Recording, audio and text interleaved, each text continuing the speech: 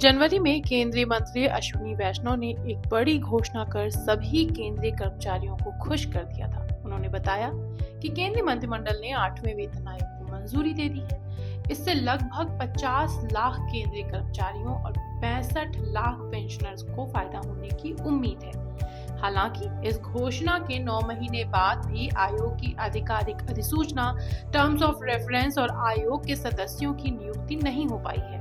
कर्मचारी बेसब्री से इंतजार कर रहे हैं कि कब रिपोर्ट बनेगी और कब उनकी सैलरी में इजाफा होगा।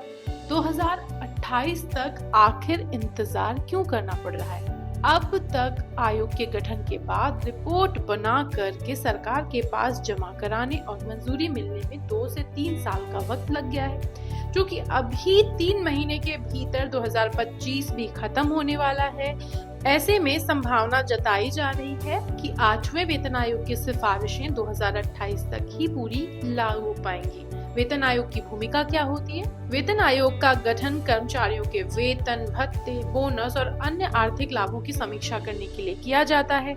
इसके लिए महंगाई, देश की आर्थिक स्थिति और आय में समानता जैसे कारकों पर विचार किया जाता है। किसे मिलेगा फायदा? 8वें वेतन आयोग से लगभग 50 लाख केंद्रीय कर्मचारी और 65 लाख केंद्रीय पेंशनर्स को लाभ मिलेगा। यानी कहने का मतलब ये है कि करोड़ों लोगों को, जो कि सरकारी कर्मचारी हैं, उनको इसका फायदा मिलेगा। इनमें रक्षा कर्मी और रक्षा सेवानिवृत्त पेंशनर्स भी शामिल हैं। इससे कर्मचारियों का वेतन, पेंशन और बाकी आर्थिक लाभ बढ़ेंगे, जिससे उनके जीवन स्तर में सुधार होगा। पिछली बार कब लागू हुए थे वेतन आयोग? अब चलिए आपको बताते हैं कि पिछली बार वेतन आयोग कब बना और उसकी रिपोर्ट कब मान्य हुई थी, यानी वेतन आयोग का इतिहास क्या कहता है। तो 5वें वेतन आयोग का गठन जो है वो अप्रैल 1994 में हुआ था। रिपोर्ट 1997 जनवरी को सौंपी गई और सिफारिशें जो हैं वो 1 जनवरी 1996 से लागू हुई।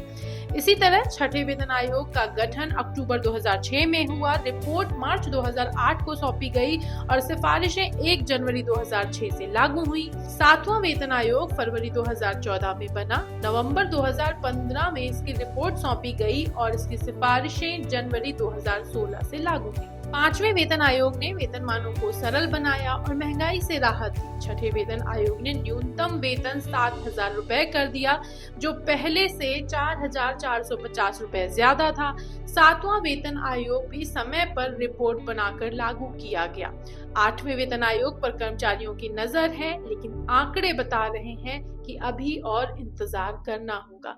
उम्मीद है कि 2028 तक वेतन संरचना में बड़ा बदलाव देखने को मिलेगा।